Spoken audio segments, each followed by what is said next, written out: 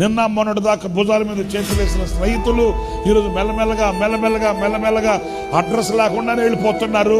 పలకరించడానికే ఇష్టపడట్లేదు. Phone చేస్తే కూడా ఆమె ఎవరో ఒక ఆమె మాట్లాడుతుంది. మీరు ప్రయత్నిస్తున్న సబ్స్క్రైబర్ స్విచ్ ఆఫ్ చేయబడి నువ్వెవరమ్మా ఆ మాట్లాడదు.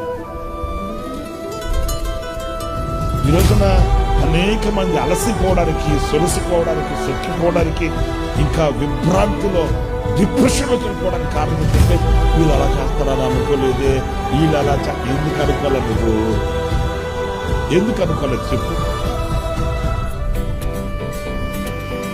నువ్వు ఒక ఉన్నత స్థానానికి వెళ్ళాలంటే, ఒక ఉన్నత స్థితికి నువ్వు వెళ్ళాలంటే నీ అభివృద్ధి ఎలా ఉండాలి? క్రమమైనదిగా, క్రమముగా స్టెప్ బై స్టెప్ మనం నేర్చుకోవాలని దేవుడు ఏ స్థితిలో ఏ పరిస్థితిలో ఈ స్థితి నీకు అవసరం. ఎందుకంటే ఈ క్రమములో నీవు అభివృద్ధి చెందుటకు. ఆమెన్ చెప్పండి.